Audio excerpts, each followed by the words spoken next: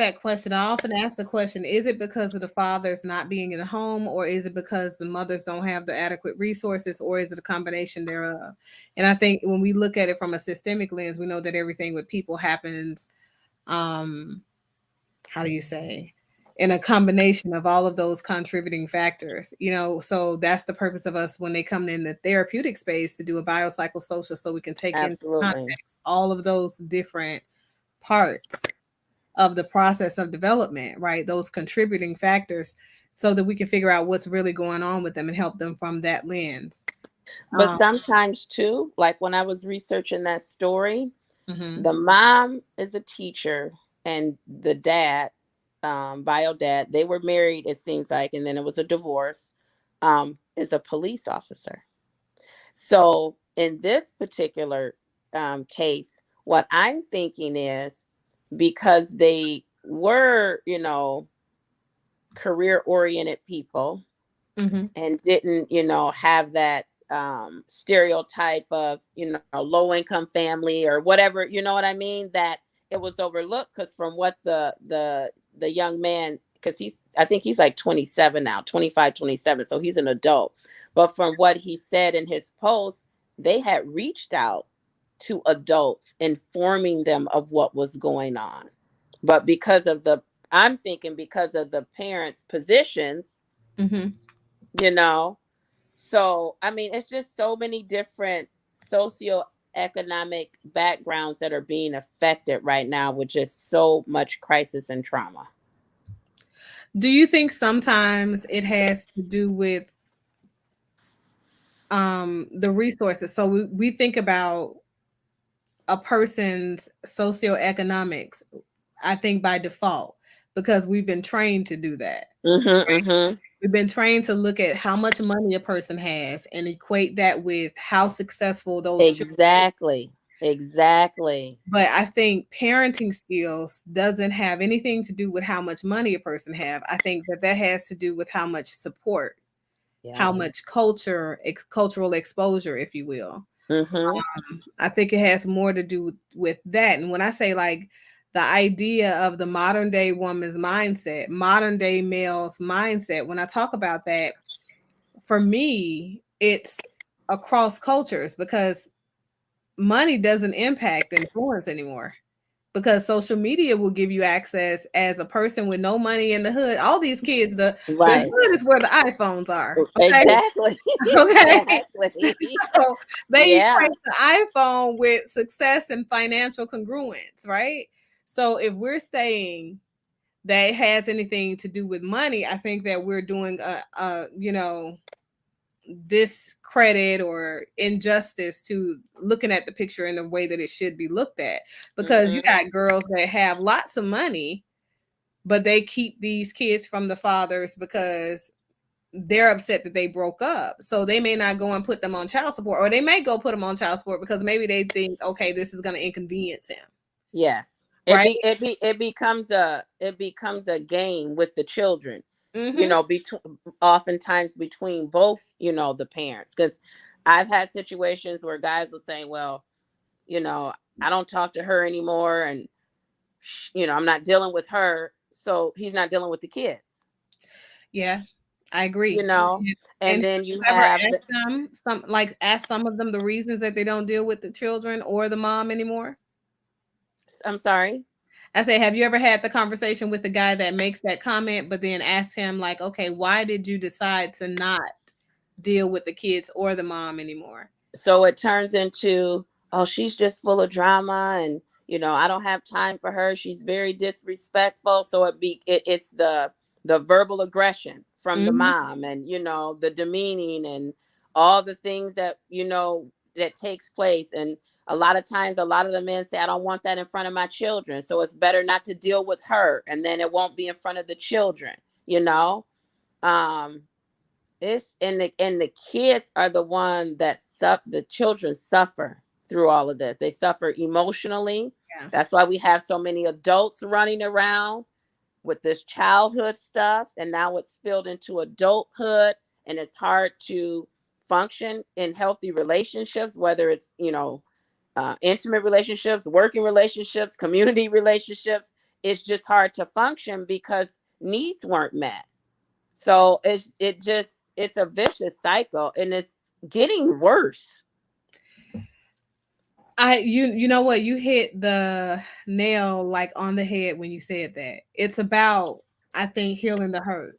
And that was one of the things that I thought about. Like, and if we look at why people do the things that they do, it always has to do with their emotional congruence. Yes. If we're Yes. satisfied with our lives, we're happier people, we're more pleasant people to deal with, we have a positive attitude, we look at the world around us in a positive way.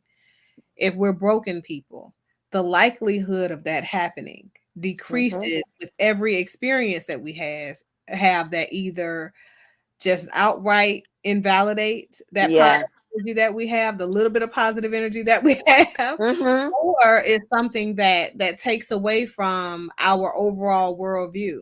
And so I think that when they're having children with people, before they even get to the having kids part, these relationships, when we talk about modeling behavior, having the relationships that model love, and Yes. those types of things, if they're not exposed to that on a level that also conditions it in them, Hmm. that these people become adults who are not ready to face the world in front of them. So they're not ready to face rejection. They're not ready to face difficulty or strife in life. They're not ready to face any challenges that say that they are anything less than perfect, because they've been taught that Hmm. relationships are either non-existent on this level, or relationships need to only complement me. So that's why some of those relationships become one-sided. So Right. when you get to the point where they're introducing kids into the equation, it's still about that same level of benefit. So those men who are now met with the possibility of them not being in a relationship with that woman, because even though we like to say that these men run away and they divest, they don't. Some of them stay the course because they want to stay and give their children an opportunity that they Right. didn't have, right? Right. But when they start to realize that only makes the situation more toxic, that's when I notice, like, okay, they're like, okay, I'm gonna step off, or I'm gonna do what I need to do on this side to take care of my needs, but I'm gonna stay here for my kids. As soon as that woman finds out that you're stepping off and you're taking care of your physical needs, you're cheating, you're out there in these streets, that's when I'm gonna put you on child support, because that's going to hit you where it hurts. It's gonna hit Yeah. you in your pockets. It's gonna make it inconvenient for you to do and maintain those relationships, all of that. But that's all toxic thought processes. I think it's all toxic energy and toxic behaviors. But I think also a big chunk of it, we were not taught how to court, date, engage, then marry. So what happens is people just meet and they get in a relationship. Boom, we together. Yep. I mean, like literally, Mhm. literally, like, or um, you're out and you see somebody and maybe you exchange numbers. We go together just because we exchange. Oh, I talk to him now. Like I talk to him turns into a relationship, and before you know it, it's a relationship that never even had a relationship foundation. And it's not really. I call those situationships. So it's not even a relationship, because when you start doing the exploration as to what it is you have going on with that person and how they expect you to behave in the confines of that situation, you start to discover that this isn't even a person that you really like. You might like their parts, right? The sex might be good, it might be sufficient, right?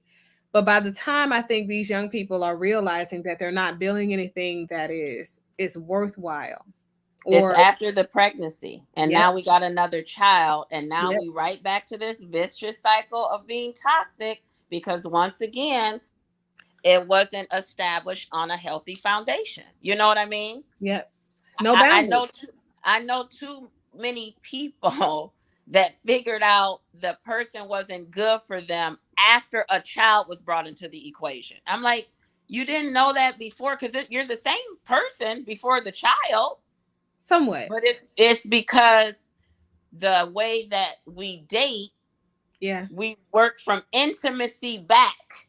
There you go. And what happens from the intimacy back, you know, you don't know what's going to happen here, but it starts like you start intimate and then we work our way back to the point like, nah, I'm cool on him. 2 kids later, 5 years later. And he wasn't never really my type, girl. We just hooked up and just kept kind of linking up, and children are being born out of linking up. No love, nothing. So then these kids are not wanted to begin with from conception. Yep. And you're starting the cycle all over again because we know All that over. attachment trauma starts in utero. So just like what I see is just like we see these relationships declining, right? That are primarily focused around how you say young women being hurt or that vicious cycle of hurting one another. What I see is more relationships are formed out of necessity. Like you just need somebody to fill the void. We talked about the toxicity of parenting, right? Yes. That whole my relationship is frayed with my mom, my relationship's frayed with my dad, right? And just being in support for me equates to us being together because I can share with you. So initially they may share on an intimate level and be really close to a person, and I feel like that equates to giving them what they need in that moment, but eventually it moves on to let me physically share myself with you as well, because a lot of them start off with this let's be friends and see where it goes mindset, because that's what that is, that working backwards. Friends with benefits. Exactly. And it's crazy. It's crazy to me. What's crazy to me is that there is an abundant mindset that says that this is a healthy way to move forward because you need to test out all the components of the person before you get in a relationship with them. So what happens when you're emotionally invested, right? But they, after testing out your parts, right? They're not emotionally or physically invested. And right? You're all on board and they're not. Exactly. And then now you're pregnant. What happens? Now you're pregnant, you're out fighting for your man. You know, all this stuff that comes with it.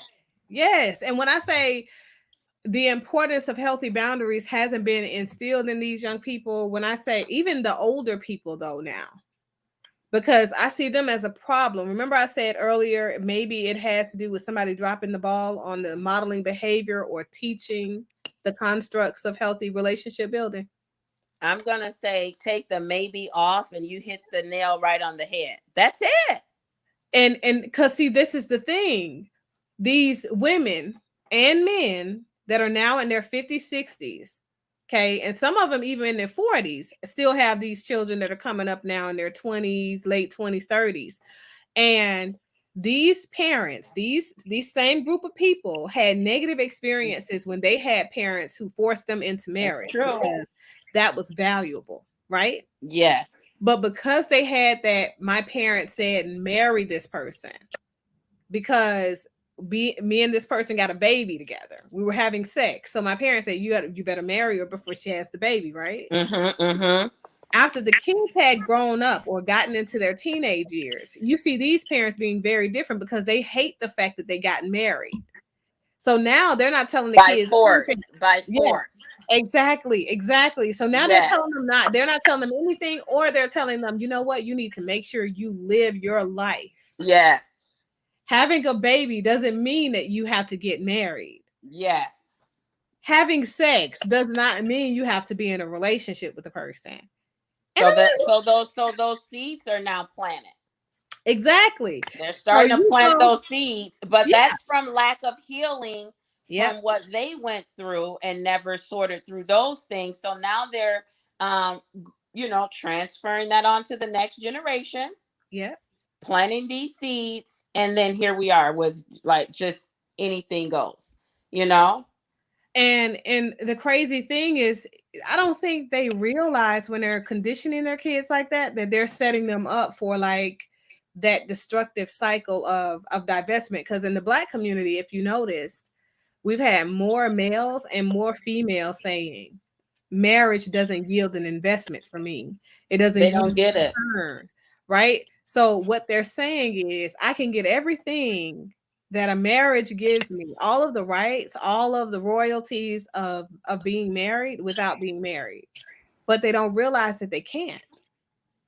They don't realize that they can't, and You people can't. they don't realize that time is of the essence, and Hmm. so you need to invest in yourself. And I mean, marriage is an investment in more ways than one.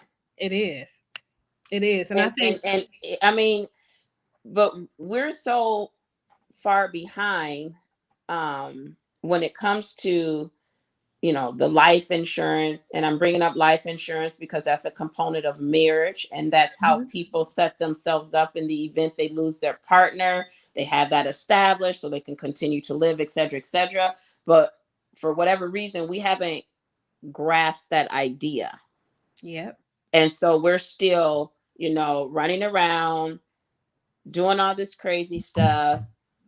Cousin Boo Boo died, we got a fish fry, Go selling find me. t-shirts, you know. Look, they and don't and, even do and fish fries anymore. Like back in the day, they used to do the fish fry to raise the money. It's even worse now. right, They're not giving you nothing for the money. They want you to fund them. So yeah, it's the all about GoFundMe, funding. the Yep. sob stories. You know, my man just died. We've been together 20 years. That's the first thing you see. Like, y'all been together 20 years, and you need a GoFundMe for you. You know, but And nobody ever decided to get married. we It's not, haven't gotten there yet. We haven't yeah. gotten there. Yeah. But And I think too, in all fairness, we have to create rites of passages for these young men and women. We have to create some type of blueprint to change these mistaken beliefs. I believe that that's necessary, but I also believe that it's necessary for us to sit with the perspective that so many of them have. Because when I remember, it's a couple of shows we've done, right, Kale? I think Rush, one of my followers, he's always talking about remain sucker free, right? And Mm-hmm. that's he has the mindset that a lot of them in their 20s and early 30s have. The idea is I don't want to be played. So I don't want to be the losing end. I don't want to be on the losing end of anything. And Can I before I lose this thought, that comment that you made, I don't want Mhm. to be played. Yeah. In my opinion, the barbershops have done our young men a great disservice as well, and the conversations that take place in there, and just and I'm speaking solely around the Black community at this point. The Hmm. conversations that take place, you got little boys going there, they 8, 9, 10 years old, going with the uncle, daddy, brother, whoever. They're hearing these conversations. And you know, in the Black community, it's cool to be a player. Even you just use that terminology, Yeah. okay? And so again, there's different environments that our children are being put in, and these different seeds are being planted. And the barbershop is notorious for planting the wrong seeds. And I'm going to also stop over and say the beauty shop ain't too far behind either. Yeah, I was just about to say that because it happens on both ends of the spectrum. That's why I said they're It not getting does. support. Because I feel like support comes from a tremendous amount of places for us. Support Mm-hmm, doesn't just come mm-hmm. from parents, it comes from That's community, right. it comes from your work, it comes from all of the functional domains that we find ourselves invested in, but not only invested in, but coming up in. That's Because right. those people are connected to us. So when we're having distress, like you mentioned earlier, it shows up in all of those different areas of life for Mm-hmm, us. So mm-hmm. when people recognize that you're going through something, the people who turn a blind eye, to me, are a part of the problem. The people Absolutely. who also placate the process instead of giving you helpful advice, sitting with the facts around the whole situation, to me, they're also harmful because my thing is you're not helping the situation because you're just telling them what they want to hear, That's right. not telling them what they need to heal. That's a different thing. Like we have to become people like our elders used to have, okay, in their life. Like It was nothing for my grandparents and aunts, uncles, and things like that to say to the women or the men, you need to get your mind right or you fucking up. Like that's one of the main things. Okay. We had the older people to hold us accountable. Yep. And they didn't have a problem with hearing something through the grapevine, maybe through the family. And the next time they see you, they're going to pull you aside. Come here, let me talk to you for a second. You be like, what I do?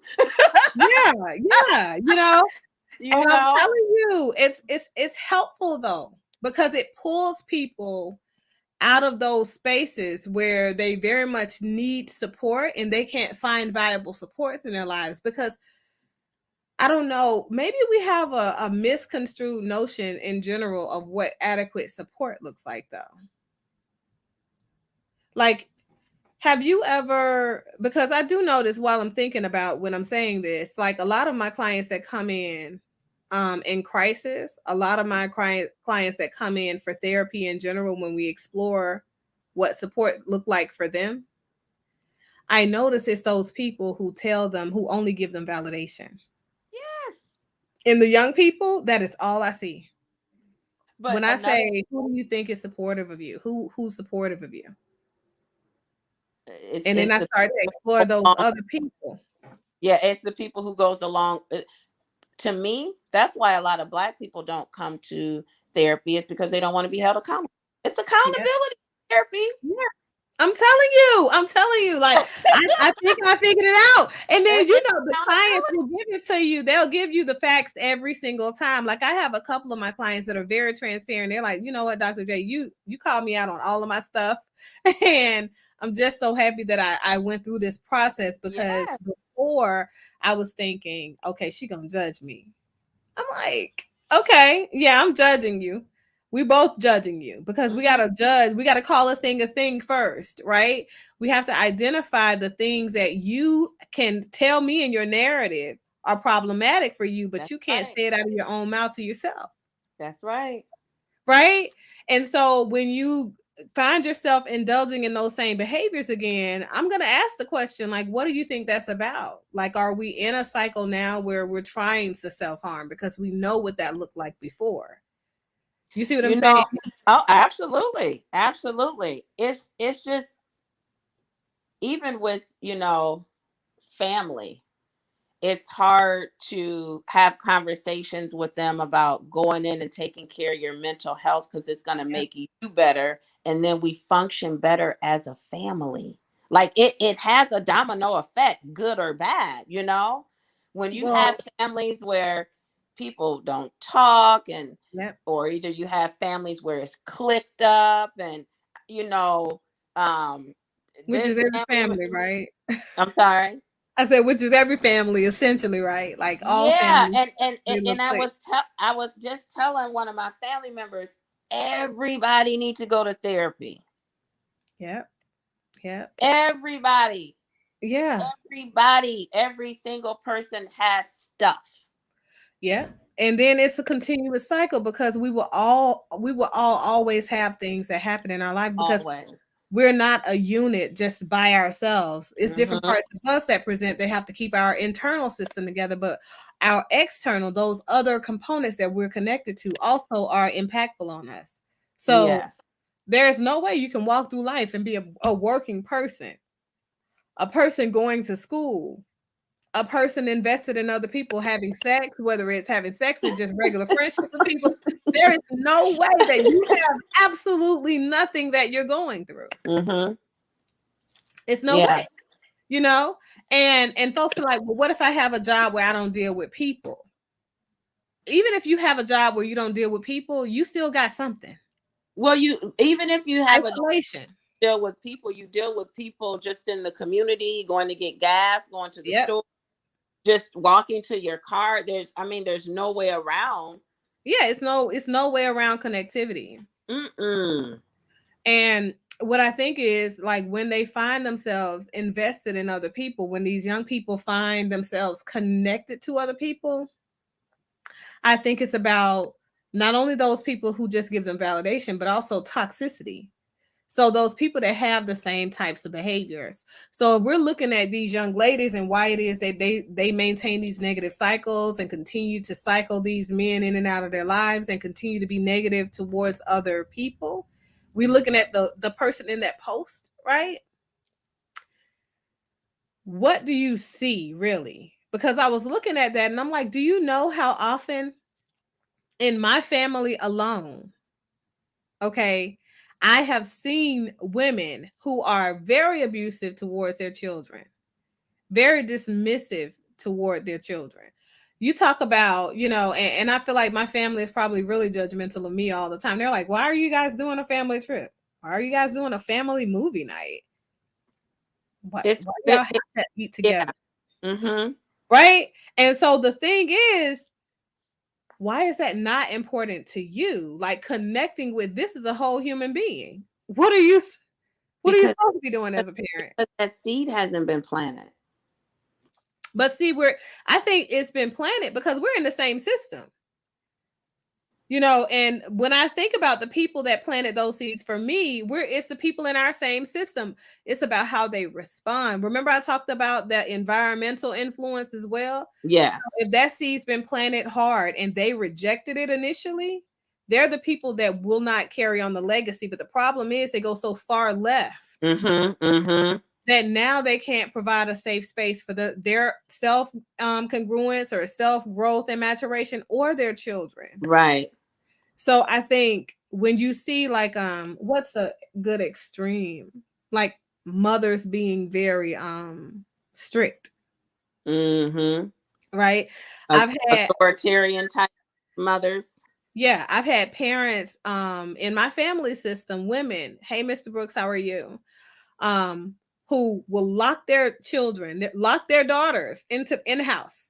They locking all the doors when I'm like, you don't think that's what the hell gonna happen if a fire happens? Exactly. They're gonna get out, they're gonna bust all the windows. But in my mind, that's what I'm thinking, right? Yeah, but they're like, no, you don't know her. She fast and she doing this and doing that. Okay, so why do you think that she would be doing these things? Why is she engaging? Yeah, where it come from? Right. And I'm like, as a mom who is raised, I have 4 girls and 7 boys. Okay. I have 7 adult kids now. I've never had any of those issues. You have 7 adult children? Yes. Wow. And so I look at just the girls in that dynamic. Girl, you look fabulous. Thank you. I appreciate it. Fabulous, Dr. Jefferson. I would have never thought that. Wow. I put forth the hard work, but also I got to say, like, my husband has always been one that is very invested in the parenting process too. For us, it was always about understanding where your kids are coming from. And I think that that's the part that's missing, because like these other mothers in my family that I look at, it's all about, well, I can do this by myself, right? Well, that's a seed planet.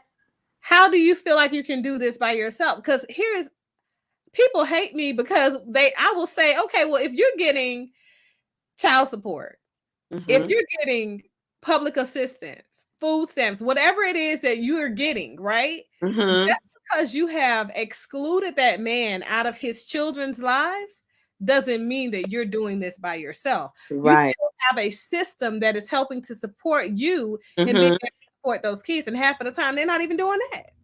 Oh, I know. So that's the part that I feel like we got to call a thing, because these young people will get the mindset, especially the women, that, you know what, he's a deadbeat father. Why? Because he ain't having sex with you no more? Yeah, because you can't run the show, because he's doing this, that, and the other. He's the same exact person that, you were drawn to. You picked him. That's my thing. Like, women and men are willing to have sex with people and they don't even know them. Like, that's from the back, working from the end. Going out tonight is Sunday night. Ooh, I'm going out, go meet somebody, talk a couple days. Next thing you know, come over for dinner. We working from the intimacy back, I'm telling you. But one thing with me, Dr. Jefferson, I have 2 adult daughters, and I was a teen mom. And I learned a lot being a teen mom. So now I parent my grandchildren differently, obviously. Okay. So and my grandchildren are with their moms, but I'm very involved in the child rearing Okay. years, if you would. And so one of the things that we've done, we don't talk boyfriend girlfriend. Okay. We Mm-hmm. talk husband and wife. So There you go. when my oldest granddaughter, she's 17, she's just the light of my life. She's so on track, so mature. She is on her way. But I want to talk about the littles, which are my younger grandkids. I have two 7-year olds, one 9-year old. So we are adamant about referring to men and women as husband and wife. Okay. Okay. We don't say, one day you're going to get a boyfriend or one day you're going to get a girlfriend. We don't talk like that. So even now, my grandson, if he's explaining something, he'll be like, they call me Brown. He'll be like, Brown, when I have me a wife, I'm going to do da da da da da. But he always references wife. Yeah. Okay. My younger granddaughters, they always reference husband. Like my one granddaughter, Carter, she's like, I'm going to be single as a Pringle until I get married. She's only 7. I love But it. but these are the seeds that I'm dropping because us as Black people, we need to Yeah. change our language even. Run I around here agree. and baby mama, baby daddy. People are using these terms like it's a badge of honor. It is, right. It's a term of endearment to be a baby mama and a baby daddy now. And so Not even an insult. now, you know, people, oh yeah, I talked to my baby mama. And it's like, quit saying that. Quit saying that. You spoke with your baby's mother, you spoke with your baby's father. We gotta quit saying this stuff that's tainting us. Yeah. And these kids are picking this up. So now you running around playing house, you got the baby and you're pretending like, girl, I gotta call my baby daddy. You're playing though, because this is the language that you're hearing, And you think it's okay though. What happens is once you start playing that, it becomes a reality in your mind. Now that construct is a reality in your mind. That's also goals for you. And so that's the thing that I think that we don't understand when we're not conditioning them the way that you've Yes. to reverse the cycle. Yes. But I think it has to do with the courtship process too has to be incorporated into people. Understanding that friends are friends and there have to be healthy boundaries, right? People that you intend to marry, people that you want to be your wife or your husband look like this. And they have to have healthy boundaries, and so do you. But I think And the just biggest even educating people on the spiritual soul ties that there come you with go. intimacy. Okay. But Yes. one thing that I just myself in the Black community, older people are good at talking at you, but they Yep. don't sit down and explain things to you. I'm Yep. going to give you a golden example, which has always been used in the Black community. You don't mix blood with everybody. Yep.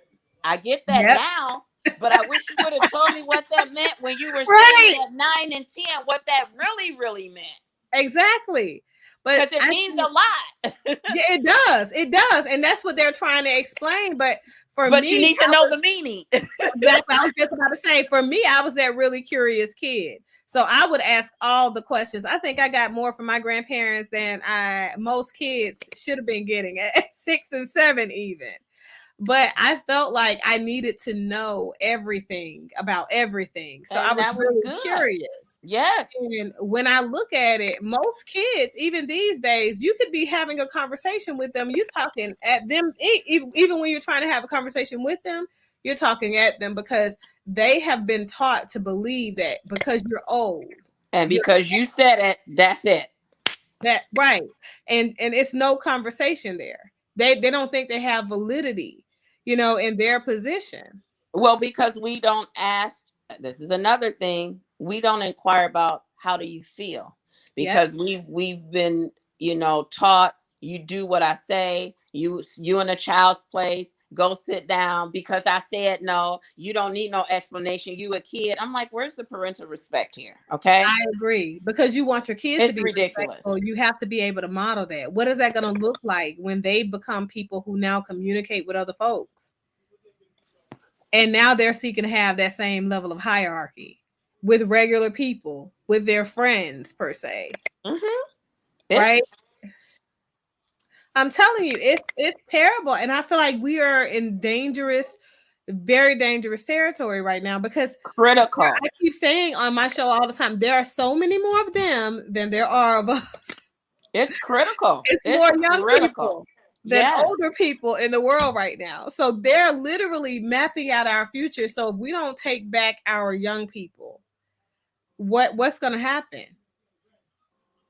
What's going to happen? Because we look at the way that these Gen Zers are responding to Monique. Auntie. Girl, Auntie, look. I know. Right. And then she just telling them to put some clothes on.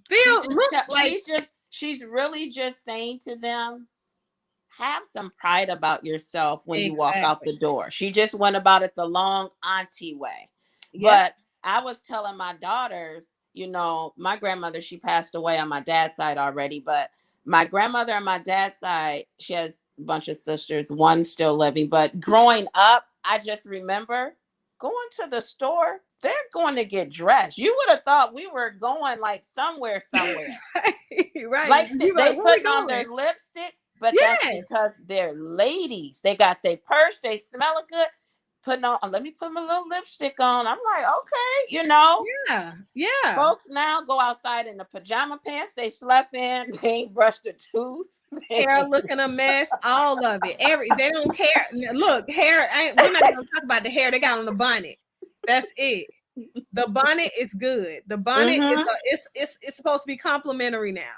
And so when Monique did her thing, people come out, oh, she needs to mind her own business, and I'm gonna do this and I'm gonna do that. And I'm like, that's the problem. We don't have enough Auntie Moniques anymore. That's gonna pull you to the side and say, hey, it is my business. And I'm telling you this, you know, we got a lot of work to do.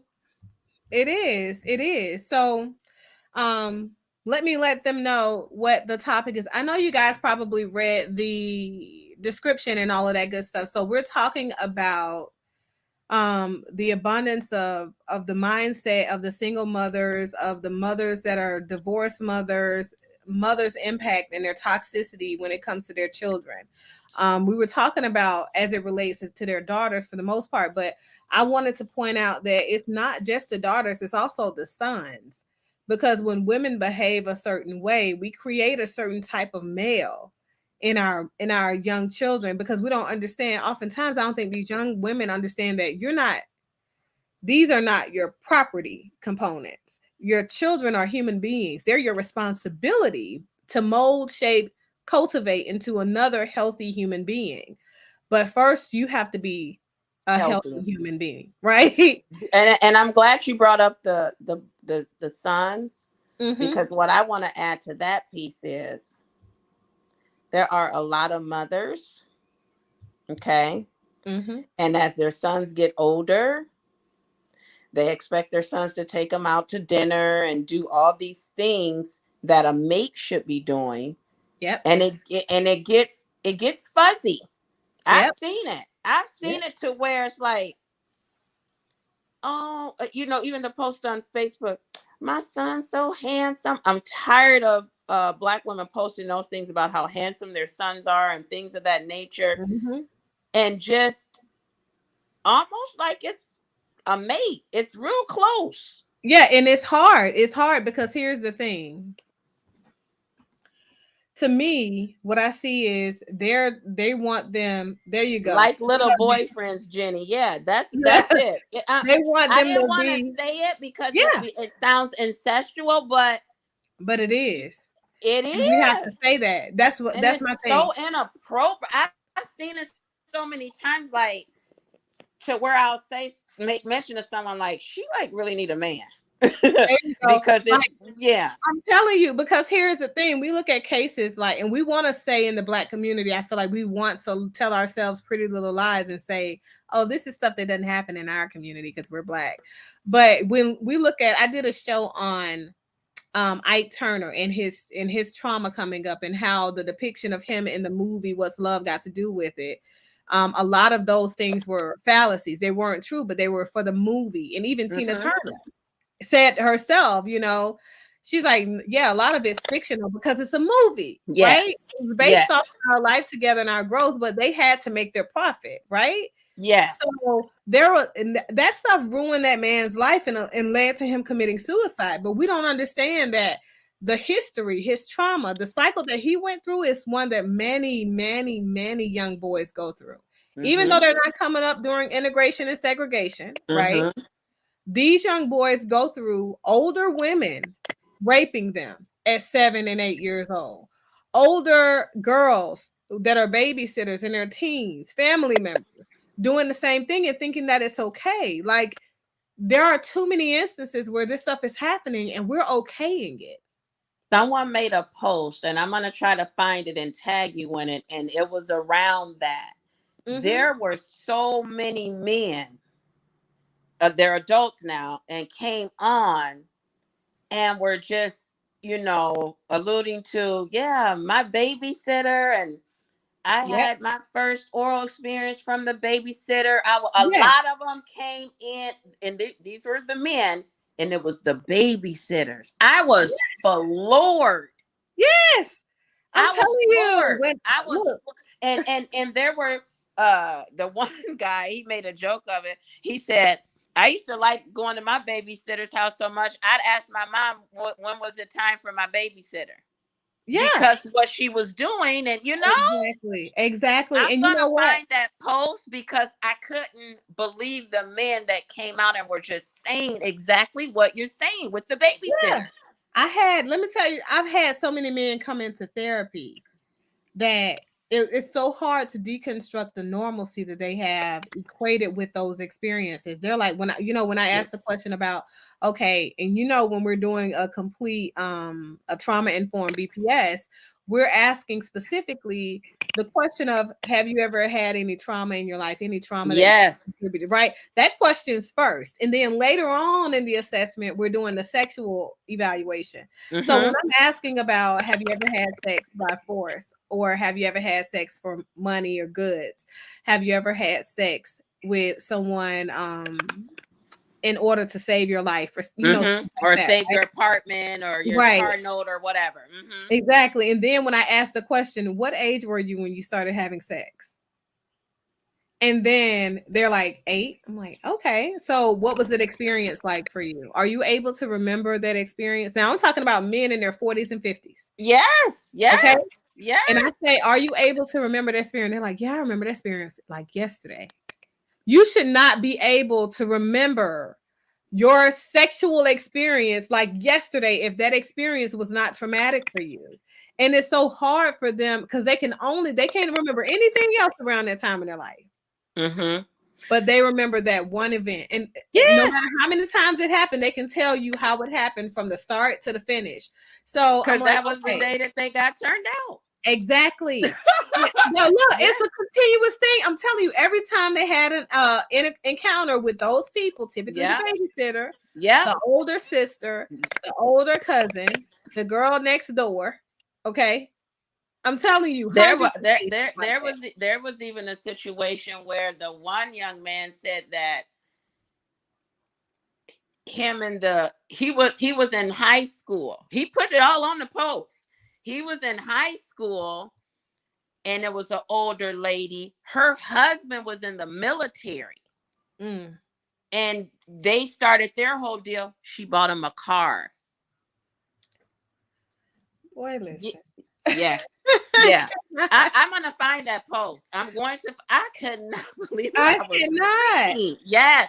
And it went on for a while. Really. Yeah, because her husband was in the military. So I was just like, oh my goodness. So, Mr. Brooks, did you have a sexual encounter with your babysitter? If you don't feel comfortable answering, that's fine. But I'm asking the question because I feel like so oftentimes that is the centralized theme. And that's why men are so drawn to their babysitter, but also women. And, the other part for me is that Mr. Brooks said, I used to love the babysitter. Right. But that's the thing. That's what the men will say. And then they'll say, oh, no. Oh, that was fine because that's when I first started having sex and I found this out. And I feel like I I learned more because she had experience. But then when they get older, these same men will say, I don't want a woman that has a whole lot of experience because that means she's from the street. So now you don't even know it unconsciously. You want to repeat that predatory behavior. Mm-hmm. Say, yes, she became a stripper later. And those are traumas that you never would realize that you've experienced. And then another thing, oftentimes too, what I've noticed is men with a bunch of children. Mm-hmm. Oh, I think you're muted because your phone rung. Yeah, I turned it off. A lot of men that are promiscuous, have a bunch of children, and just, running rampant. Mm-hmm. That's their story too, generally. It started really young. That's why you're so promiscuous. Yep. And then the interactions just becomes about how he's feeling. It's a feeling. It ain't no connection. It ain't nothing. It's the euphoria, Yep. And it gets worse and worse. And then these are the men that oftentimes they struggle in their later years because when they become that age where life has to now become congruent at 60, between 55 and 60, a lot of them approach that phase earlier on. And it doesn't come at 55 to 60. It comes for them between 45 and 50. Mm-hmm. And what happens is when they become that age and they need more connectivity to make their parts work, they're not functioning and they don't know why. And they say, well, I've been married to my wife and I love my wife. You drained, buddy. You drained. Exactly. They talk about women hitting the wall. So you hit the wall. That's the wall. You done tapped out, buddy. You tapped out. Okay? Right. So now we got to reconstruct the whole building. And go get prescriptions and all kinds of stuff going on. Right. Now you got to reconnect the way those synapses are happening in your brain. And the realities are it's happening because that trauma, it's time that trauma get resolved. Yes. Because the box is overflowing and you can't figure out what needs to be there and what doesn't, what you need to start a process.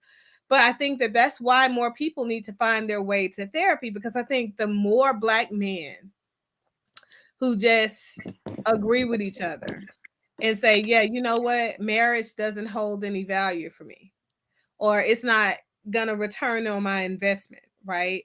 I'm not going to get anything out of marriage. I think those men have to start asking themselves a difficult question. Who started this cycle for me? Who hurt me first? And oftentimes I feel like that's always going to be mom, because even though we talk about the toxicity of women as it relates to their daughters, women can be their son's worst experience. Say it again. Say it again for the people in the back, because that's what I'm saying. I've had clients, Black men, who only date white women. Yep.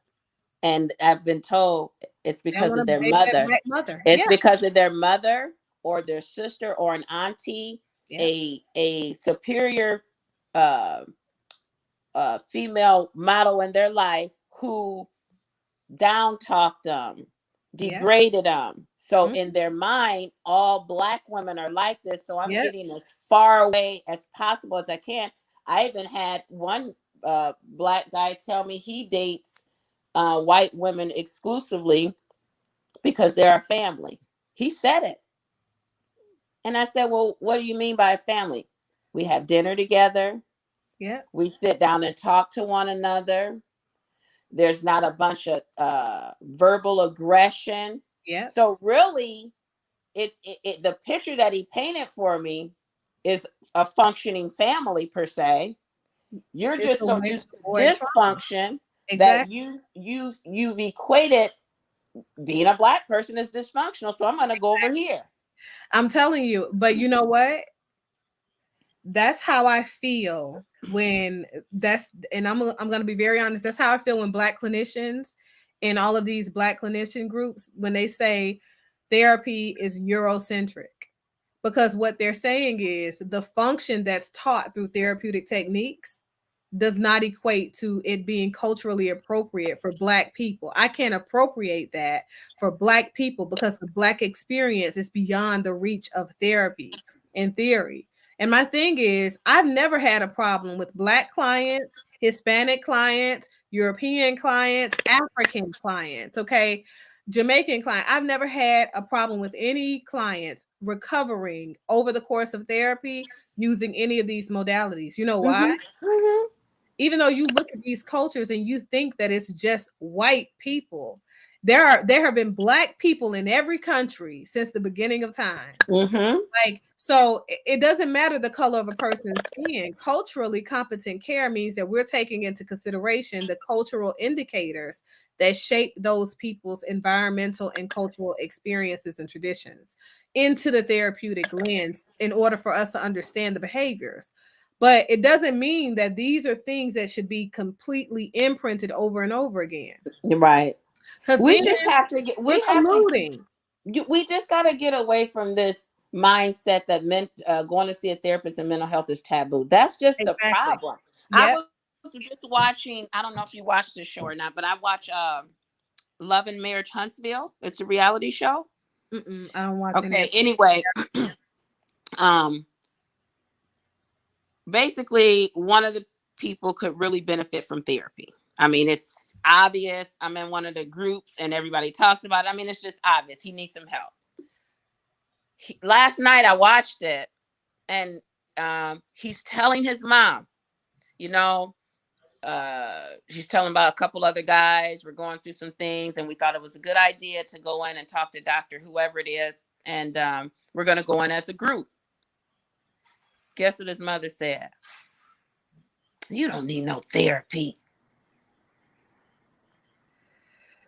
And he's the main one on the show that needs therapy. Like, he's totally ruined his marriage, cheating, beautiful family. I mean, just narcissistic behavior written all over. But after I seen his interaction with his mom, what I identified is she down for him like 4 flat tires, no matter what he does. So she has a lot to do with the behavior. She's created a monster. Yep, I agree. She's created a monster. I agree. And I have male clients all the time with the toxic mother. But the thing is, the toxic mothers, not only narcissistic behavior, personality disorder, but also borderline personality disorder is seated in that toxicity mom. Because that's where those insecurities come from. And yeah, they may placate like they got control and they're really secure. But they know, I think, underneath all of it, because all of my narcissistic clients that I've dealt with have a tremendous, their moments of insecurity, that unkept insecurity that's in that box behind all those behaviors is around mom or dad issues. Absolutely. I'm telling you, across the board. Lack of emotional support in those primary years, abandonment. I've seen compensating. Yes, because you can do that too. You can be spoiled and that's still considered narcissistic, because now you can't deal with the world because you're so used to being put up here, and then you get out into the world, nobody treats you like that. You regular like everybody else. So it's a lot. It's a lot. And it scares me as I get older. And, the children are the future. Okay, well, if this is what the future is looking like, this is scary. I feel like I've been scared from day one. Day one, waking up to the experience of family court, right? And seeing how many of these men feel like they really just have no rights whatsoever. And I'm listening to it and I'm like, wait, so you signed a document inside of the hospital that said you are swearing and attesting without any question. And mom, she has to swear and it has to be done inside of a note in front of a notary. This is legal binding document legitimizing this child's birth, giving you both equal access to said child. Yes. So you're really telling me that you feel like you had no rights before you ended up here? Like, That's another thing that I promote with my clients too, when they're having all this drama and stuff. Go to family court and get rights. You right. don't have to deal with her mouth and all of that. You could go to family court, get rights. You guys could have like a mediator, third party. Like, it's ways that you can set this up that you never even have to see her face for the rest of her life. Like, if it's really that important. But what I found is the majority of these men are okay with having the cop-out excuse regarding the mom. That's just a cop-out so they don't have to deal with it. A lot of these men don't care. Well, I think they've put on the front like they don't care on the outside, but I think on the inside they all do care, because they're not. I don't. Black men have been taught that their feelings are invalid for so long that the response of the Black woman to said feelings, when appropriately expressed, is so inappropriate, and it's so degrading, and it's so emasculating. Yes. That it doesn't leave a lot of spots for them to actually say, yes, I do care. You know what I mean? All of that hard upfront behavior and that whole divestment on the inside, when they go home, that's why a lot of them end up feeling so empty. That's true. And suicidal and self-medicating with weed and all this extra stuff. I don't think it's ever the fact that they don't care, because that same Black boy was either a Black boy without his father who wanted to be the exception, or a Black boy that was raised with his father and understands that he has to be the exception to what's in society. So let me retract that statement and say, it's not that they don't care. Many of them don't know how to care. Yeah. Because of what you just said. So they don't know how to care. They don't know how to love, Mm-hmm. Yeah. And I feel like if we give them space, hold on, to answer Mr. Brooks' question, he asked about the paternity test, right? Mm-hmm. Sometimes I feel like paternity tests should be required. Because I feel like it would help a lot, but I only feel like it should be required in cases where the child is born outside of wedlock for a couple of reasons. Mm-mm. And I was gonna say, I can see that if it's mandated, people have a lot of affairs. But that's what I'm saying. I think let me get to my reasons. Let me get to my reasons. So I feel like paternity test should be a part of the legitimation process, very much like. And here's the thing: if you're going to give a child name a father on the birth certificate, a paternity affidavit is required for a reason. Okay. The paternity affidavit overrides the need for a paternity test in case you guys go to court. That kid's already legitimized. Okay. Oftentimes, men will go to court for a kid, but you have to fight the legitimation that you've already attested to inside of a court document, a legal binding document. That's what they don't understand. When I'm in civil court in those family cases where these men have signed the birth certificate and now they're in child support court, and they're like, I don't even know if that's my kid. Why do you think the judge is like, you're going to pay for this DNA test if it comes back that you're the father? Because you've already legally attested to being the father. So the thing is, I don't think it should be required in cases where that's not necessary, because it's not a paternity affidavit isn't necessary when two people are already married, because the child is legitimate and the legal father is naturally going to be the husband. He's naturally got 50% rights to that kid, just like you. So the thing is, in cases where a paternity affidavit is required because the kid's illegitimate and y'all are just having sex, ended up with a baby, I think it should be required, because in those cases, you don't know who the daddy is necessarily. You could say that, your vagina was well kept and only given to but I don't know if you're telling the truth. So I ain't gonna trust the word either. I'm gonna test what Dana tell me. Right. So I think that that's the process for that. But when we talk about marriages, that we're stepping on real sketchy You territory. stepping on thin ice, honey. I'm And telling you. yeah, and the realities are this part too. I've seen a lot of cases where the court will approve, even though you guys are always looking for that 99.999%, the courts will approve a person as a father as long as it's over 89%.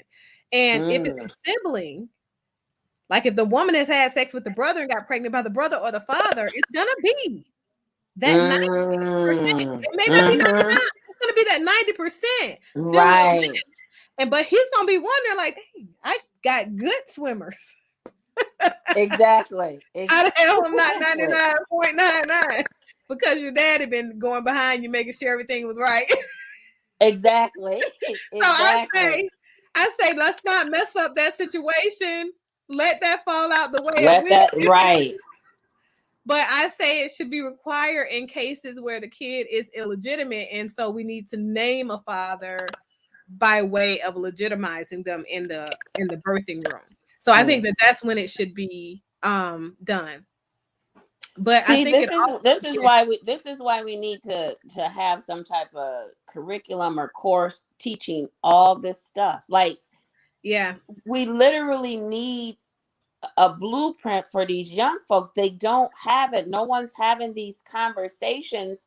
If you find yourself in this situation, even what you just broke down and explained, those are the things they need to be teaching in sex education. The sex education curriculum needs to be updated. They're still labeling parts. No one labels parts when they're intimate. Like, let me tell you, when that's something, and to me, I think that you should be labeling parts when the child's a child, when they're first learning about their own parts. So at 3 and 4 years old, like, do you see that book over there that says It's Not the Stork?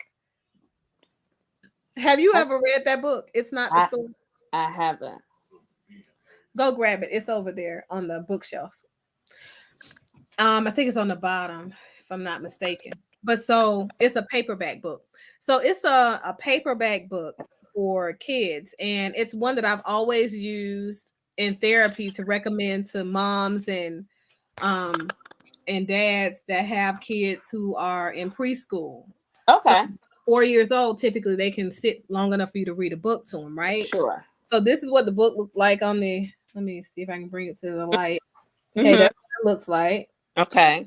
And on the inside of the book. Okay. Oh, I see. You see what I'm saying? It gets extremely graphic. Yeah. Okay, but a lot of folks are like, oh no, it's got a vagina. She's naked. No, it's not child pornography.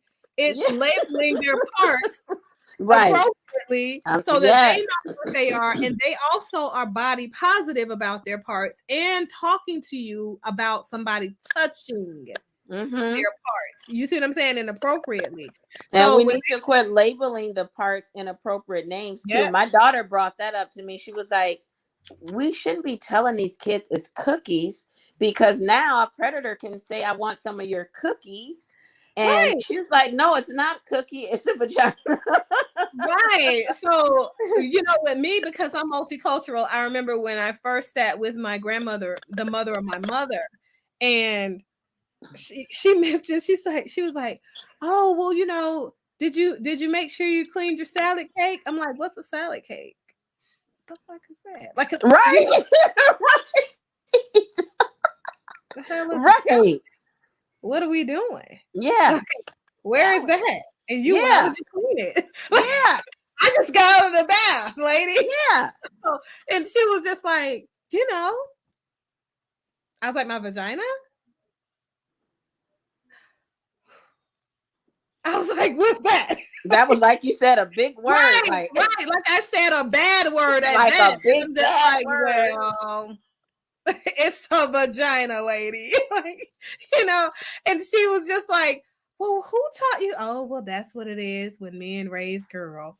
No, it's a vagina, and it's not to be touched. That's what I know. We got. What I'm saying. We got vagina. We got a penis. This is what it is. Exactly. Right. So I just had this conversation with my daughter, telling her you need to have a conversation with my grandson. we're not. She was like, Mom, he's too young. I said, let me tell you something. He gonna be in school, unfortunately, with a young lady his age who's exposed to way more than he is at her house. Yes. So then she's gonna say something to him, inviting him to whatever, using slang, and he's not gonna know what that is. And he's gonna find himself in a situation because she can lure him because he don't even know, and he'll be like, okay. Because my grandson's 9 years old and age appropriate, naive. Oh, He's God. 9. Like he's Oh, 9. God, yeah. Let me tell you, listen, I was called to a case at a school. Two 5-year-olds having sex, not hunching, having sex in Getting the down? bathroom. Oh my Yes, goodness. on the camera. They caught it on the camera. If the admin had not looked in, checked in, because it was a new things putting cameras in the classrooms. What was that? 2007, 2006, here in Atlanta. Okay, They've been doing it. Hey, Keisha, let me tell you, they were on the bookshelf behind the reading space. All the rest of the kids are on the reading carpet with the kindergarten teacher. And they're on top of the little bookshelf in the behind the bookshelf on the little table and behind, and they were on top of the table, and the parts were going in the right place. And I'm like, I'm a trauma therapist. They were like, we need you to do a psychosexual. No. You was traumatized after that. Hell no. I'm like, I have a 5-year-old. My 5-year-old's never going back to school. Right. Right. And that's what I was trying to explain to my daughter. This is how we raise him over here. But when he walks out that door into the world, honey, it's a whole new ball game. I'm telling you, like I have never been so appalled in my life, and I sat there. I sat there like I swear, it was like I was brand new to everything. Yes, I sat there and I said, asked a little girl, called her by her name. I said, so what do you want to talk about around what happened today in the classroom? Look around what happened today. Right. What I really wanted to say is, what the hell is this? Exactly. And I'm just like, what? You know what I mean? Because in my mind, I'm like, there's no way. That's a lot. That's a lot. I remember her telling me, like, he told me to lay on my back, and he was gonna show me, what mommies and daddies do after they're done cooking. Because they were playing, they had playtime beforehand. Remember, I just said the whole playing house. I just said that. It comes out. Yeah, she was in the little kitchen area, and she said that, he had her lay down. She had her little dress on, little skirt, pulled her panties off, and pulled his pants down and his underwear down, and went straight forward. And she said it hurt a little bit, and he was like, we have to be quiet because the kids they're going to sleep. The kids that were getting read to, okay, they were going to sleep. So this is them playing mommy and daddy. When I tell you, after listening to her story, when I went in the room with the boy. So he's really the one that brought it to her. He brought it to her. Yes. Okay. Imagine me having to sit with the parents in the aftermath and explain that, this is very normal when kids are exposed to modeling behavior, right? Certain modeling behavior, and not had when you don't have conversations with your kids, they are only left to interpret whatever they get from the external environment as true. They got to test it out. And she tested it out. And she thought that this is what they do. Mom and dad do go to the room. They do have a bedroom. This is just a part of the process for her. And when I tell you, talking to the little boy, he was innocent in it. Because his mind, he really didn't know. He just been peeking. He been peeking underneath the door. Not peeking, girl. Sitting in the room. He was in the room. The parents never knew he was in the room night after night after the lights go out. That's why he said it was after they finished cooking. How did he get in the room and they didn't know? The door was never locked because they thought he was asleep. They thought he was. Look, you can't make this stuff up. When I tell you, I sat back and I was like, oh, well, when you look at this, I remember calling my husband and I was just like, you know what? Until the kids are away out of town, don't ever touch me. Don't touch me at all. Don't even look at me. Don't even look at me. Wow. You know what? That little thing you do touching my butt, don't do that anymore. I'm real uncomfortable. I remember him being speaking of the modeling and teaching and touching butts, there was a situation where I had a 3-year-old to touch my butt and he knew exactly what he was doing. Yes.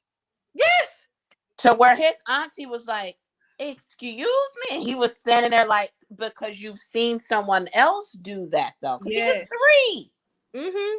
And then the problem is we do the things and we don't have the conversations to process it at all. Yeah, because I think what's happening is like our kids, they're going to see it if you allow them to watch TV, to watch YouTube, whatever it is that you allow your kids to do. Talk about what's happening when it's happening, because kids will naturally get a little shame when they see affect between two people, right, in a relationship. But when you talk about what's happening, it makes it more appropriate for them when they become a certain age. Yeah. You know? Yes, absolutely. Yeah. So you have to say, oh, I love my wife, so I'm hugging her or grabbing her around the waist, right? I'm kissing my wife. You know, I love your mom. This is my wife. You know, you have to find ways to throw it in there. And do age appropriate interactions in front of the kids though too, because I've seen some stuff where it's like, this is inappropriate. Even people in public, people go overboard. Oh yeah. When I did that show on what was his name, Boosie,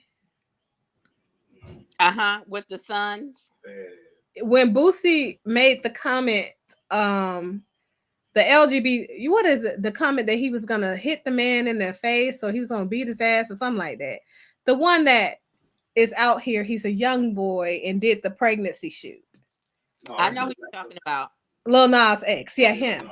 When he did that interview, before then, he was talking about, you know, when they were asking him about why would he go out acting like he was pregnant, blah, blah, blah. People that couldn't get the whole what it stands for symbolism in it. Boosie didn't respond to the fact that he was acting like he was pregnant or he wears dresses or any of that stuff. Whatever this man's sexuality and preferences are were his, right? What he was responding to is the fact that the boy said he would perform naked on stage in front of his followers if he wanted to. And he was like, my followers still come, blah, blah, blah. Understanding that children have access to the internet at the capacity that they have access to the internet. And that these shows you may do may be publicized and on television.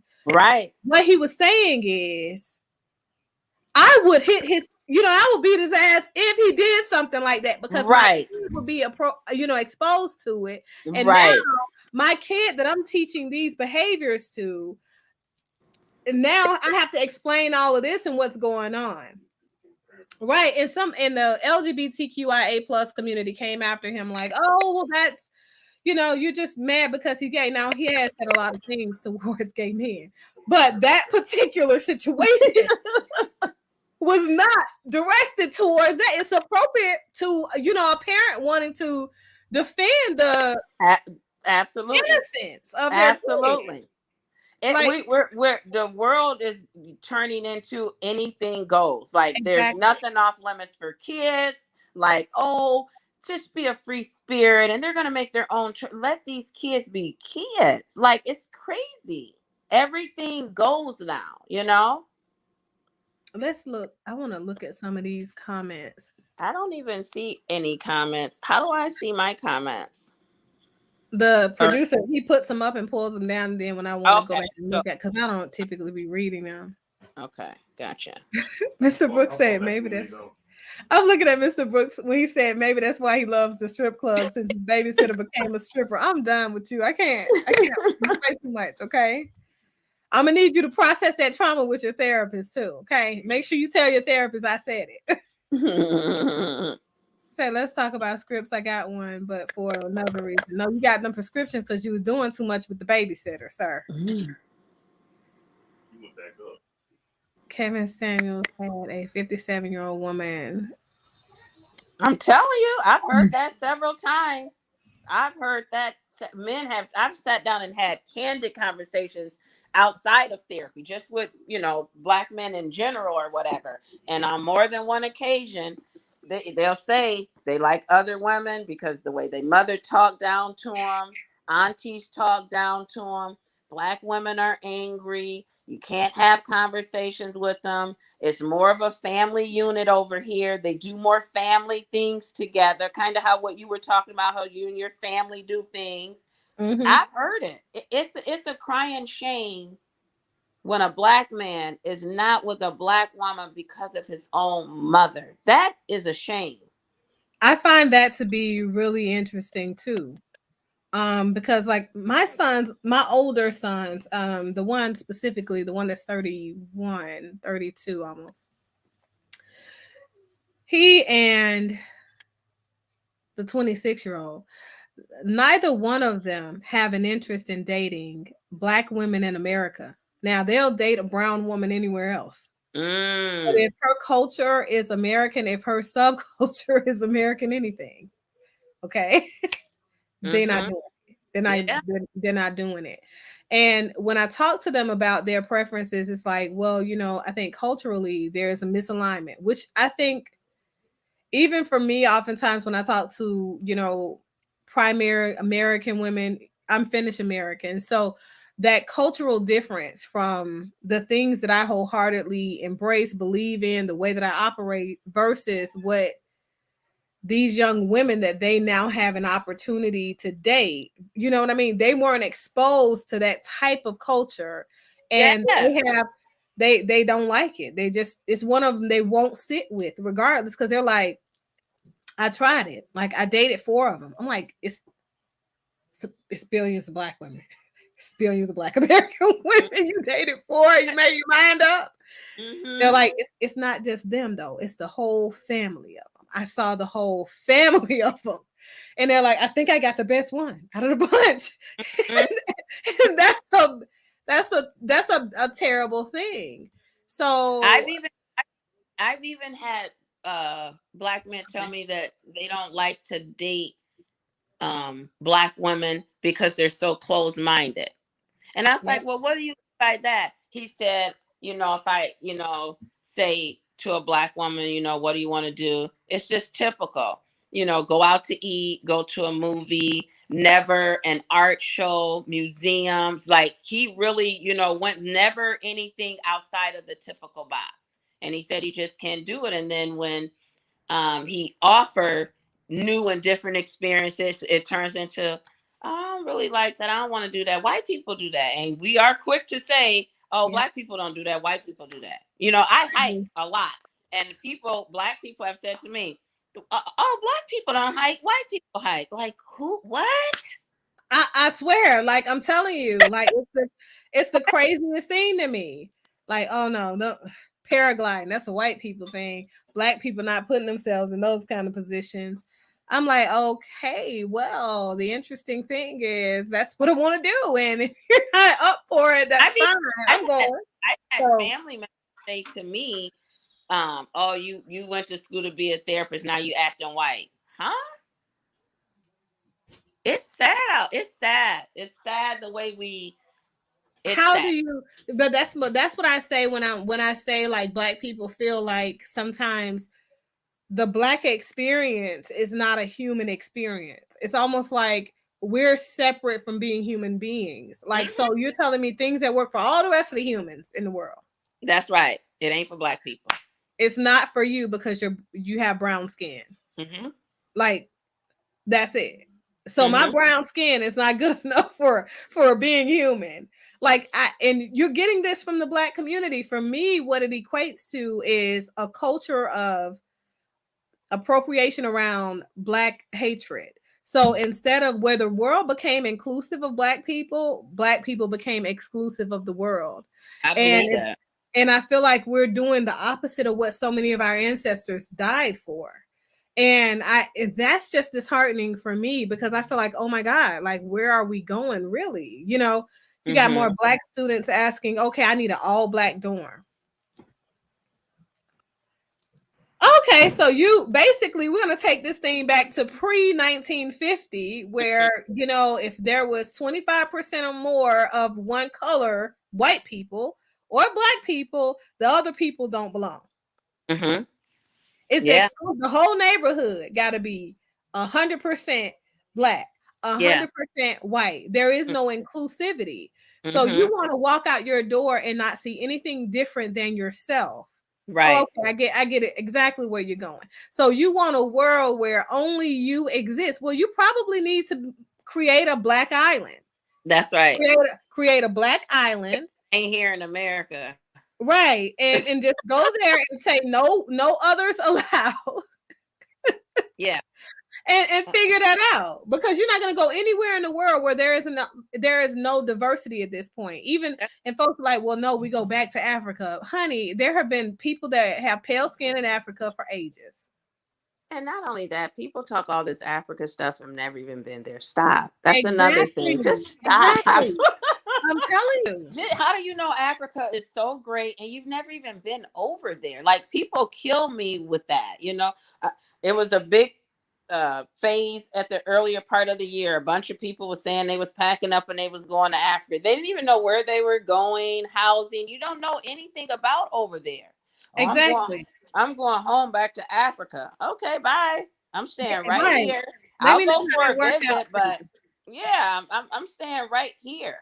Exactly. Because as quiet as it's kept, it's challenging over in Africa for African Americans. They're not all embracing like you think.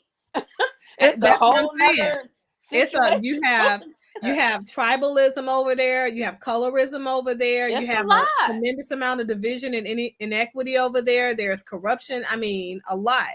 And it's not in one African country.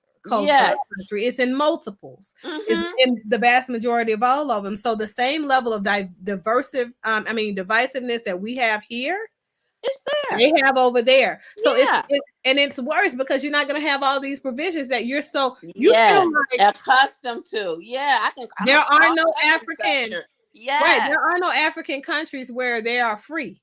There's no free speech. They don't have that law or that right. So when you go over there and you become an African citizen, whether you're Nigerian or if you become, you know, what is it? The one that is on the tip of my head, the Ghanaian, the one that my son married. Yeah. Whether you go over there, you're gonna find out real soon how limited your access to giving yourself a voice is. Right. And so I feel like it's a lot of things that we tell ourselves and we're not realistic with ourselves about what our options are.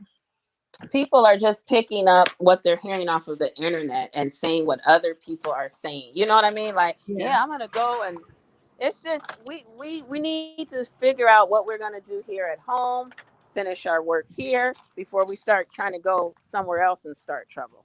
You know? Exactly. Because the reality, and you know what, that applies to relationships too. People do that when they jump from relationship to relationship because they think it's the person and not themselves. So I say you have to do your work on yourself in between relationships so that when you get in the next relationship, you're not dating the same person again. That's right. It's a different human, but the same person, because the personality is the same, because the problem is really you. You see what I'm saying? Yes. So I feel I agree. Mr. Brooks, you're right. If they got an island in Key West, they need to be hollering at you so they can go ahead and get together the whole group of Black people that are anti anybody else. Okay. They can get with you and they can create their best life, because I feel like, you know, whatever you need, I'm here to support you. Mm-hmm. You know, let me see. He said, when I was a summer park counselor, we caught two boys hearing. Oh my Oh God. my God. This is, oh my goodness. 6? It's getting younger and younger. Before you know it, somebody gonna be posting they was at the daycare and the babies were 6 months old getting it in. Who you telling? Girl, look. I mean, at 6 years old, they're gonna be Yeah. 6 months in a minute. Yeah. Mr. Brooks says, and we need to stop lying about Santa Claus too. I Oh think yeah, that, that yeah, and all let that me tell stuff. you, I'm from Finland. Santa Claus, Saint Nick, should I say, is a huge point of contention for us there. But it's a cultural thing for us. And I just feel like there are so many, because I mean, we have reindeer. But that's what we eat. It's our food source. So it's Mm-hmm. not, they're not there to fly. Right? They're there Ain't no to Rudolph be and eaten. Donald and Blitzen and Right. all. But I feel like there is a lot, it's a lot that people try to hold on to savor the innocence of their children, but there is a right way and a wrong way to do everything. I feel like some mythological creatures we can hold on to those stories until they become age appropriate to understand life, right? And what the season of giving is See, I for, or what don't religion is for. see. I don't agree with lying by doing that. We're teaching lying. We're Well, teaching lying, and then we're telling the kids don't lie. But we're teaching them to lie. The Tooth Fairy, Santa Claus, Easter Bunny, just all of it. It's not real. So where I get confused is if we're teaching the kids not to lie, mm-hmm. why are we lying to them? Why does that have to be a way that we're keeping them useful? There's other things that kids can partake in to be useful. That's the truth. But So I agree. So I agree with that. But I think that what happens is, as you know about the process, right, of development, children go uh-huh. through what is called normal confabulation through a certain phase of life. And Yes. so as they're going through that phase, instead of you blaming them, shaming them for doing that thing that's very normative at that point in their lives, you Mm-hmm. create spaces for them to understand the difference in telling a lie and making up stories, because the making up stories part is the creative part of their brain developing, to be honest. And if we talk about it on a neurological level, it helps because And now I we get can that part. separate what's true and what's not. These are stories, right? So when we tell a story about Santa, we're not Well, lying to that's our where you're. kids and That's where telling our you're. kids. That's where you're. But don't you think that's where the made up friend comes in at when you want them to be creative in that regard? I get that. You know, everybody's had that made up friend. Like you said, you get to that particular age, you have your make believe friend. So to me, that would be more appropriate is the make believe friend phase. But lying about all these Easter bunnies and all this stuff, those are lies. That's not Yeah, I creative. don't Those believe are in lies. so I don't think that you should lie to them about these things, but you can tell the stories. So when you tell the stories and the myths, the difference is this is a story. Does that make sense? Mm-hmm. Mm-hmm. This Mm-hmm. is a sort of folk tale, right? So having them understand the difference between what a folk tale is or a tale is the thing that you don't have to lie to your child. So you don't have to put on the Santa left this or whatever, right? But you can definitely tell the story. The story creates space for the imagination, or a child can dream, or a person can dream. And dreams are limited because we have to also be teaching what's a realistic dream or goal versus unrealistic that are just stories, like things that we make up. We have to teach the difference between the two. um to me, that's how I see the value of the stories, because for us that's how we were taught, and it always worked for us because I come from a household where honesty is taught, right? Right. And it's taught in a way as transparency. Honesty is a part of your character and your character congruent. So the Mm-hmm. only thing that a man has, one of the things my father used to say, a man only has his word. That's it. That's the only thing you have that no one can ever take away from you. That's your truth, right? And if you stand on your word, if you stand by your word, if you become a person of your word, then that keeps you in the space where you're I guess a congruent human being or a reputable human being, somebody that you can look in the mirror and respect, right? And so if you're teaching that to kids, what that looks like is we can have space to make stories because making stories allow us to expand on our creativity. However, we have to maintain our truths as well. These are the things that are truth, or these are the stories behind the celebration of this. These are the stories behind the celebration of this. Makes sense? I'm listening. I just turned you off because I'm getting some food out the drive-thru, but it makes total sense. It does. It makes sense the way you said it, but I have, well, my I should say my daughter and I, we let the kids be kids. We had a conversation about the whole Santa Claus thing, and she's on the same page with you. Now that I've, gotten older and learned some things, if it were me, I'd gear away from telling them that, but I still let them be kids and let her, go through that process with them in that way.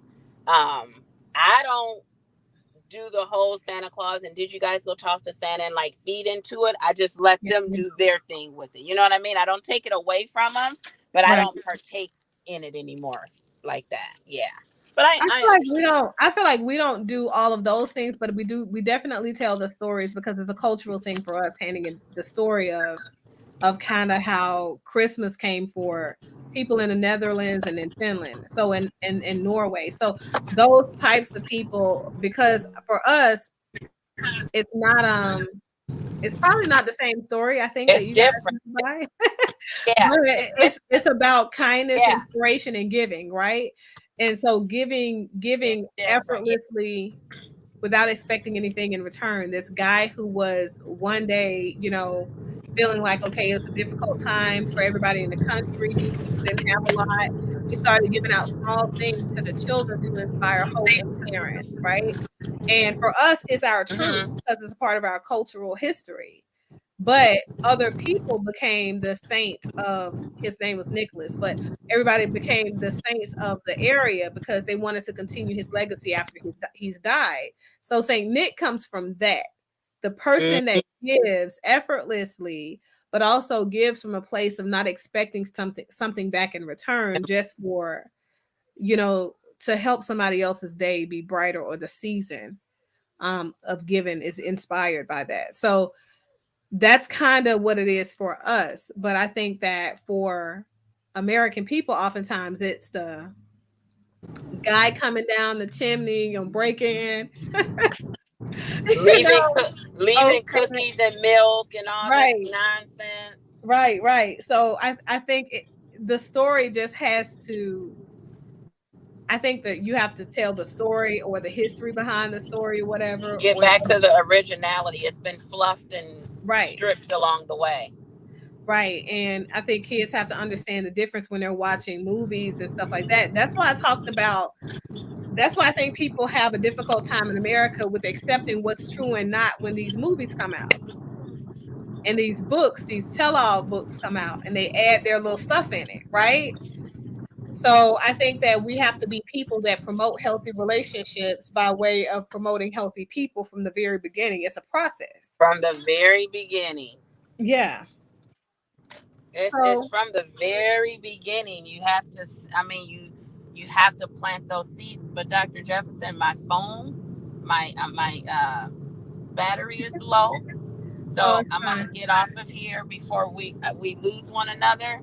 But I'm so glad that we were able to get together and have this conversation. And I hope that we can further explore more topics, that we need to be addressing in the Black community, because we got a lot of work to do. We have a lot of work to do. I agree. And I'm going to share with you guys just a moment with Shannon jumping off, but I'm still going to share with you guys the picture that inspired this conversation, right? Yeah. Oh, wow. And this is this guy's actual mother. So that's interesting. I didn't see that part on the post. I'm trying to see which picture. I'm about to share it now. Okay. Facebook.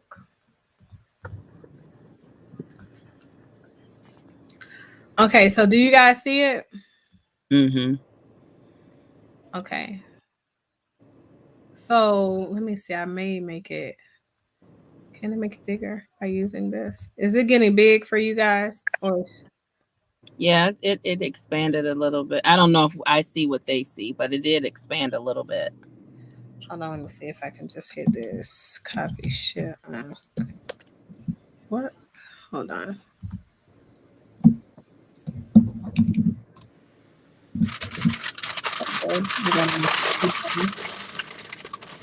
Okay.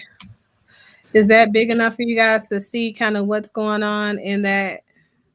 It's hard to see. I mean, it's not big like It was that. Do you want me to jump off so you can pull it up? Because when I go off, it'll be bigger for you, right? It's how big I have it in the window back there. Oh, I'm in two different screens. But so I'll scroll up so you guys can see. I think it's 2014, 2016. 2019. And then the one in the blue say up next. Okay, so you guys are looking at this and this. I gotta take off this banner really quickly. So this is this actual person, and he's saying that this is his mother, right? And I'm gonna show you guys his narrative underneath it.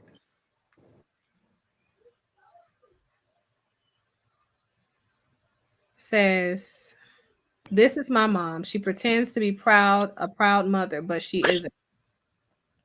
She cursed me off for hours, or probably out for hours that night before my graduation because I got to put it in my full screen. Because I invited my dad. She then said that she wasn't going to my graduation. Of course, when my dad stepped in and said he'd take me, she changed her mind and took me, but wouldn't let me speak to him that day.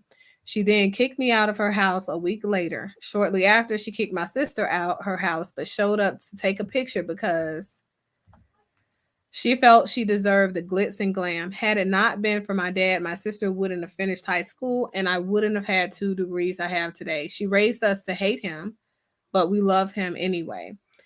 She has alienated me and my sister from our younger siblings over the last few years. She has caused harm that none of us are sure we'll ever be able to repair. Praise be to God that we were weak. He is strong and able. It's important that we tell the truth and shame the devil. We cannot preach love online and in reality spew hate. I'm doing this to answer the many questions some have out of curiosity and confusion. It really is that bad, actually worse than you'll ever know. We suffer from nightmares because of her, but in due time, all things will be made anew. Please pray for her, us, and our family." That's a lot. That's a whole lot. That's a lot, you guys. And that's the one in 2014. That's the first one. So he's the first picture up there. Yes. The ones at the bottom, those two committed suicide. That's just sad. And so I don't know if you see my other post with them when they were younger in the group, but in that post he talks about how they had reached out to people and no one basically came to their aid or rescue. Dad is a police officer. Mom's a teacher. When you just read that, I'm listening to it again. Dad obviously knows how mom is. My thing is, I'm back to bio dad again. Why didn't you come rescue these children? Well, remember we talked about them feeling sometimes like they don't have rights? I feel like the vast majority of men in America feel like they have no rights. And But they were married. You divorced her. Like when you got a divorce, that was the time to get whatever for, visiting and all that. This is what I'm saying about I feel like. See, I didn't know that they were married. I thought he was saying the stepdad. But See, That you got to go back and read like the other posts because he's made Oh, several. okay. And then in all the posts, he gives additional information, different parts on different posts. Right. But that's the dad of the children, of all four, from my understanding. Let me see. And I don't want to put all his stuff out here or whatever, but I'm Well, just he already got it out there. I mean, he does. This is not my aunt. Oh God, somebody's trying to make money off of the boy's story. This is just crazy. Oh man, when I tell you, Yeah, it's another post, and in the other post, oh my God, this is the one. Yes. This is crazy. Yes. Wow. Oh man. So she's deactivated all her social media from what I heard. I don't know how he found out about his siblings, but they're still in the morgue. Right. She hasn't called them or anything. Wow. So that's the oldest son. So he's probably experienced the most, because he's the oldest. So he's seen it all. Man, that's just terrible. And those are the two that killed themselves when they were young. Those are the younger pictures of the kids that are at the bottom on that other picture. Wow. This is absolutely heart-wrenching, and it's recent. Oh my God, that's just terrible. Yeah. This is recent. Oh, that's just terrible. I just don't. What I don't understand. What I don't understand is that women, and that's what I was talking about. Women in our community, we care more about what we look like on the outside. We care more about the popularity of parenting than we do about the impact of parenting. Motherhood, the emotional part. Right. The entire thing is about psychosocial conditioning. So you're supposed to be there and help cultivate your children, not use your kids as a scapegoat or use your kids against the other parent. Like it's just really sad. Like, what happens to you when you lose two of your children to suicide after you've done this kind of stuff? So and then you didn't reach out to it sounds like the older children, they must have separated themselves from her. Yeah. And don't deal with her. And this is just all allegations. I don't know, but just from what he's posting. But he said, yeah, that's what he said in his previous post. He was basically saying that they have been alienated from the younger two because they were divested from her. So when these children grow up and they want to be separate entities, they want to become their own person. You're so toxic that they can't even stay in contact with their own siblings. That's just really sad. But I am asking the same question. I feel like, okay, why did the biological father, and I would hate to even find out that he's tried to take her back to court and get custody and the courts failed. Well, it don't sound like that though. It sounds like an effortless bio father again. It just doesn't sound like that to me. Well, the fact that those two are living with the father? No, they're on their own. They're grown. No. In the aftermath, remember, said if it wasn't for my dad, my sister wouldn't have graduated. He moved in with the dad, and then she moved in with the dad after. So for me, he's just taking what she gives versus fighting for what's his already. These are his children. These are, he has the right to access to them, and he also has a right to make sure that their emotional health is congruent. But when the son who posted it said the mom cussed him out when he for inviting the dad to the graduation. His graduation was 2014, Dr. J. Right. We're in 2021. So if she was acting like that then, that's why I'm saying, where was bio dad to intervene for the other children? But that's what I'm saying. He said shortly after that she kicked out the other sister. Okay. Yeah, and so she only showed up to take a picture for a photo op. But Okay. she was already living with dad at the time for Okay. 2 years. Yeah. And that baby girl in that blue, she looked the saddest. The one that said up next, she looked so broken. But even if you look at the Look at the family pictures, when they're younger. Yeah, look how sad they look.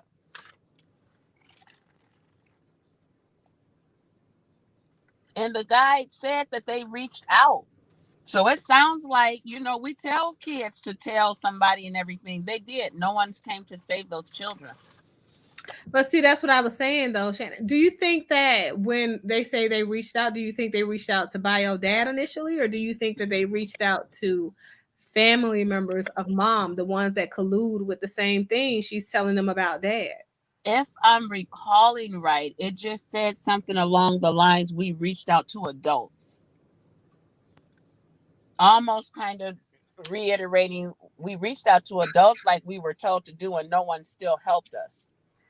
It's just It's it's sad. terrible. Like it's terrible. Like my heart goes out to the family of those babies. If you guys want to donate his Cash App, I saw it just a moment ago.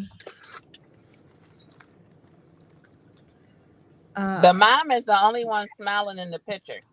Right, and and the little girl, you can tell that she's the one that's the scapegoat in this whole thing. But I'm trying to find his, what do you call it? He has a GoFundMe, and I'll post the link, but I also will post his Cash App. There His it Cash is. App is Issa. Oh, Is it Issa?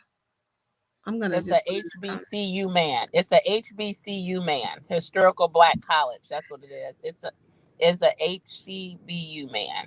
Isa. That's what it is. Look, I'm always wondering how you say that because you know how these kids say. Oh, Isa HBCU Yeah, man. right, right. Isa HBCU man. Girl, and Well, I he got looks a like whole he made something out of his life. That's good. right, right. But it's just at what cost though? And then, like he said, they're still having nightmares. So just because I see a nice profile picture, that has nothing to do with what's going on internally. Yep. Yeah. That's just it's terrible, you guys. But continue to share your comments and everything. I will go back and review some of the comments that were made over the course of the show, and then I will respond if I haven't gotten to them over the course of us having this discussion. I want to thank Shannon for coming on and sharing her thoughts and reflections with me. Continue to have the difficult conversation about the toxicity that some mothers who find themselves in a situation where they're divested from the fathers of their children, whether they've been married or not, and they're in the single parent position or whatever. The toxicity that they bring into the lives of their children when they alienate that parent from the other parent. I mean, from the children that they have together. And let me know how you guys feel about Mr. Brooks' suggestion about mandatory DNA testing. Before I get off the live too, I wanted to ask you, Dr. J, did you see the story about the kids that were abandoned by their mother? The mother murdered the son, her and the boyfriend. The son is 7, and the kids have been living with the dead body for a year now. Yeah. Unbelievable. Somebody just sent me that, was it yesterday or last night? And I still hadn't finished opening up and doing my background research and stuff like that so I could do it on a show. But I just, it's getting worse every day. That's what I'm saying. Like we really I don't know. I'd love to chat with you offline and like I said, share some things that I just kind of want to share some stuff with you, some clinical stuff, and just run some things by you. right. Okay, well, I'll just inbox you. I'll inbox you my phone number so you have it and you can just call me whenever you get a chance. Okay. Thank you so much for having me on. I appreciate it. Definitely. And I thank you for taking your time out and sitting through the show. And thank you guys that contributed to the conversation, asked questions, gave comments and reflections. But that is all that I have, you guys. This has been a very interesting conversation, and I do plan on talking about this a little bit more tomorrow, midday before the actual show for the night that's already streamed and going to re-air. Okay. So that's all I got. You guys later days. Have a good one. Bye. All right. Bye.